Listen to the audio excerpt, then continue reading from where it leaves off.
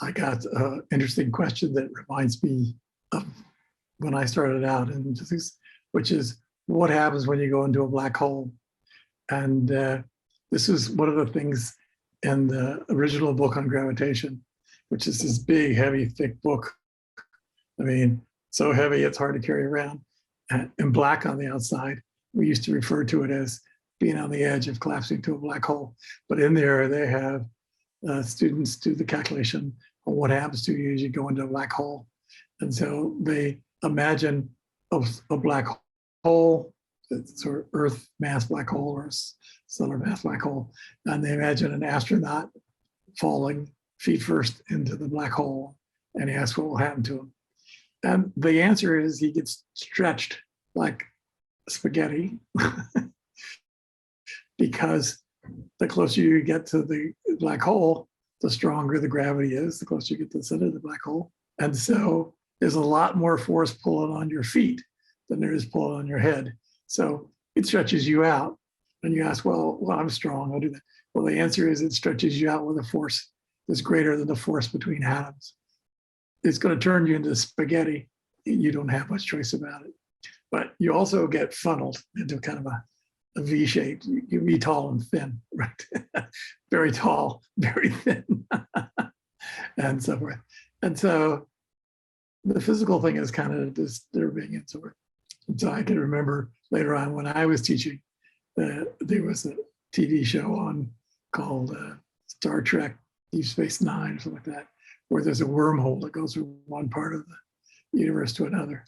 And the wormhole has an entrance that's the size of the neck of the wormhole. It's roughly kilometer scale, which means it's equivalent to a black hole of mass, about equal to the sun, but very long. And then I'd have my students do a calculation on what size object could they send it to the wormhole and have it come out on the other side if they didn't have some kind of gravity compensating device. And the answer is all the materials that were known to humans at the time wouldn't make it through if they were much bigger than a centimeter. But steel and humans and everything else could get torn asunder, even though it looks like something that's a kilometer across on a pretty small gradient. There's a pretty fierce gradient across the thing. What they eventually figured out was you could send a chip, a smart chip with a camera through, but it'd be hard to send a whole spaceship through unless you try to do so. And again, it's the question of the stress and the tearing materials apart if you don't hold it together like that. If you got smart and you got your little chip and you put your camera and your other sensors on it, what would it see as it fell into the black hole or into the wormhole? And this turns out at the time, when I first was a student, to be a problem that people thought they calculated the answer to, that time slows down as you approach the event horizon. And that the closer you get to the black hole event horizon surroundings, singularity in the center, but there's an event horizon where nothing escapes. The closer you get, the slower time seems to go, because light leaving will go slower and slower. And so eventually, as you got to the horizon, light that was leaving the horizon would never quite escape. It would be taking forever to get out. And it'd be infinitely long wavelength. And so already people were thinking that's kind of the answer. But then when people started talking about wormholes and everything else, then you started thinking, well, there's a way to get information past. But also people were working hard to try and reconcile general relativity and quantum mechanics. In the meantime, Stephen Hawking came up with the idea of black hole evaporation, taking advantage of making a virtual pair at the horizon, having one fall in and having negative energy and one go out. And all these ideas are going along, and people realized there is a problem.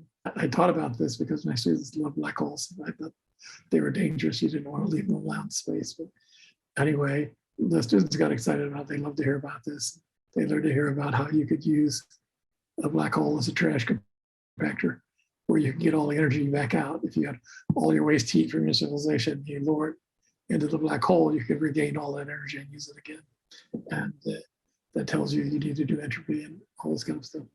And the issue then comes to what happens to the information that falls in the black hole when the black hole evaporates? Is that information lost forever? Is it looking into another universe or whatever? And we think the resolution to that is that information does come back. It comes back in a very complicated form, very hard to find. You'd have to gather all the really low energy lightweight particles and figure their various information contents. And then you could reconstruct everything that filled the black hole, including, your book that you threw in there. It got crunched to nothing. Somehow you get all the fish that was in the book back out. This is still a controversy in an area of research.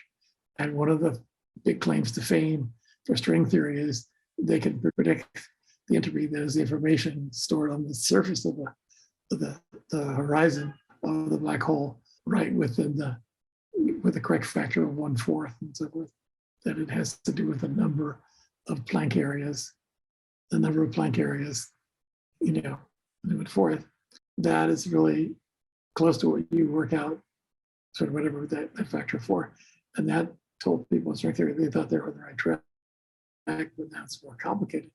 But it's an active area, and the fact is you don't want to go into a black hole. You don't really want to send your sensors into a black hole very much. You will get some information out, and it's still important for us to know what really goes on.